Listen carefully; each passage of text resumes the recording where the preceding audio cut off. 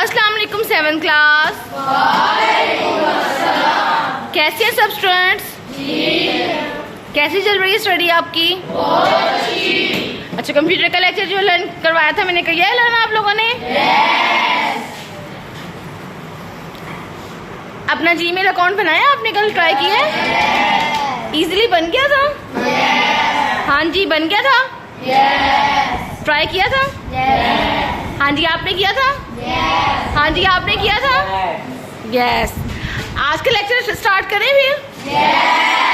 आज हम chapter number 3 start करने जा रहे हैं और वो है कंप्यूटेशनल थिंकिंग के बारे में। What's your good name?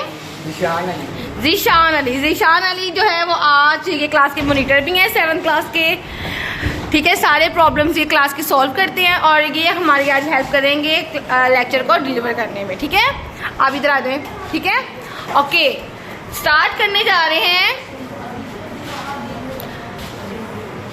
हाँ जी, कंप्यूटेशनल थिंकिंग क्या होती है? इसको C, capital C for computational and T for thinking. इसे हम CTB कहते हैं। इसे हम CTB कहते हैं। ठीक है, ये क्या है? A set of problem solving skill. ये प्रॉब्लम सॉल्विंग, कोई भी प्रॉब्लम है उसको सॉल्व करने की स्किल्स हैं या टेक्निक्स हैं use to solve our problem, जो कोई भी प्रॉब्लम को सॉल्व करने के लिए हम यूज़ करते हैं। कंप्यूटेशनल थिंकिंग क्या है? A set of problem solving skills and technique. कोई भी प्रॉब्लम है उसको सॉल्व करने की स्किल्स या टेक्निक्स हैं जो कि प्रॉब्लम को सॉल्व करने के लिए हम यूज़ कर रहे हैं। ठीक है, इसमें कौन कौन से स्टेप्स इंक्लूड होते हैं? कोई भी प्रॉब्लम जो है उसके बारे में हम सोचते हैं तो वो प्रॉब्लम कम्प्लेक्स टाइप की है जो हमें समझ नहीं लग रही। ठीक है, फिर हम उसके बाद उसका प्रॉब्लम का सलूशन ढूंढते हैं। व्हाट प्रॉब्लम, हम सेकंड पॉइंट पे हम सोचते हैं कि प्रॉब्लम जो है वो किस टाइप की है। व्हाट प्रॉब्लम, प्रॉब्लम क्या है? पहले हम सोचते हैं कि प्रॉब्लम जो है वो कम्प्लेक्स प्रॉब्लम है, यानी कोई पेचीदा प्रॉब्लम है, मुश्किल प्रॉब्लम है। और फिर बाद में हम सोचते हैं व्हाट प्रॉब्लम, यानी प्रॉब्लम है क्या। उसके बाद हम उसका पॉसिबल सलूशन जो है वो फाइंड आउट करते हैं। ठीक है, ये है कंप्यूटेशनल थिंकिंग। ठीक है, कि कोई ये स्किल्स हैं या टेक्निक्स हैं जो कि कोई भी प्रॉब्लम को सॉल्व करने के लिए हम यूज़ कर रहे हैं। ठीक है, नेक्स्ट है what is computational thinking technique. इसके अंदर 4 स्टेप्स इंक्लूड हैं कि कंप्यूटेशनल थिंकिंग की टेक्निक्स के स्टेप्स कौन कौन से हैं। नंबर 1 इज द डिकम्पोजिशन, कि सबसे पहले जो कोई भी प्रॉब्लम है उसको हमने ब्रेक कर देना है, उसको छोटे छोटे पीसेस में ब्रेक कर लेना है। ठीक है, सेकंड पैटर्न रिकॉग्निशन है, थर्ड जनरलाइजेशन है और एंड एब्स्ट्रैक्शंस हैं, और fourth is the algorithm design है। ठीक है, 4 स्टेप्स इंक्लूड होते हैं कंप्यूटेशनल थिंकिंग की टेक्निक में। तो सो फर्स्ट ऑफ ऑल मैंने इसको बहुत शॉर्ट कर दिया है, आपके लेवल से भी मतलब लो कर दिया ताकि आप इसको इजीली लर्न कर सको।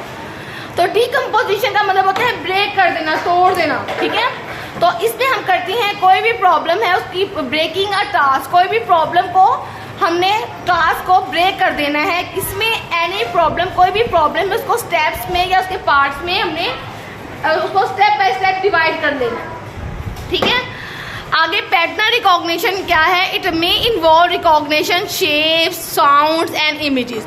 ठीक है, इसमें आप फॉर एग्जांपल कुछ शेप जो है वो ट्रायंगल की है, आपने उसके पैटर्न जो है ना उसको आप लोगों ने इकट्ठा कर लेना है कि ये ट्रायंगल है तो ट्रायंगल्स के इकट्ठे कर लेने हैं, अगर सर्कल है तो सर्कल के इकट्ठे कर लेने हैं, साउंड जो जो मिल रही है उनको आपस में इकट्ठा कर लेना है, जो इमेजेस मिल रहे हैं उनको इकट्ठा कर लेना है।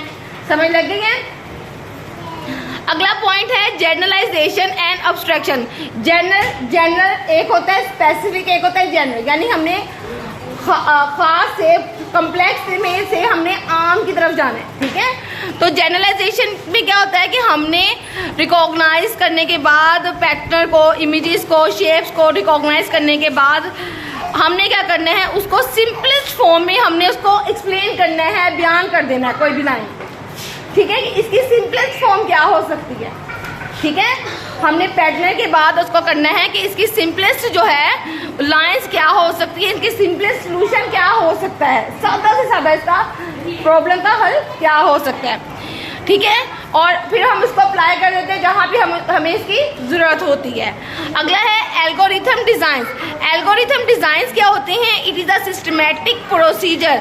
सिस्टमैटिक एक सिस्टम के तहत उसका प्रोसीजर क्या है, उसका तरीका क्या है, that produce answer to question, ये क्वेश्चन का आंसर डायरेक्ट दिया जा सके, ठीक है। Are the solution of a problem in a finite number of step, या कोई भी प्रॉब्लम है उसको बड़े हमने सिंपलेस्ट जो है ना टू द पॉइंट उसको उसका आंसर दे देने, एक्सप्लेन करने की, डिटेल में जाने की जरूरत नहीं। जैसे ये क्वेश्चन आपकी बुक में बहुत लॉन्ग राइट किया हुआ है, लॉन्ग राइट किया हुआ है, तो मैंने आपको इसको बड़े सिंपलेस्ट फॉर्म में इजी जो मेन लाइंस हैं वो निकाल के आपको अंडरस्टैंड करवाया है ताकि आप लोगों को लर्न करने में आसानी हो, ठीक है। तो फिर इजी था लेक्चर आज का। 4 टेक्निक्स का पता चल गया है। पहले डिकम्पोज उसको ब्रेक कर लिया है प्रॉब्लम को, फिर उसके पैटर्न, उसकी शक्ल्स, उसकी शेप्स, उसको जो मिलती हैं उसको अलग अलग कर लिया है, फिर उसके बाद उसको सिंपल फॉर्म में लिख लिया, उसके बाद उसके प्रोसीजर को सिस्टमेटिक शक्ल में लिख लिया, ठीक है। हाँ जी, आसान था, लर्न करके आओगे।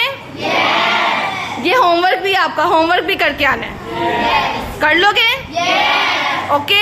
हाँ जी, जिशान आपको समझ लगी है बेटा अच्छी तरीके से? ठीक है, कि आपका होमवर्क भी है और आप लोगों ने इसको राइट भी करना है, ठीक है। ओके।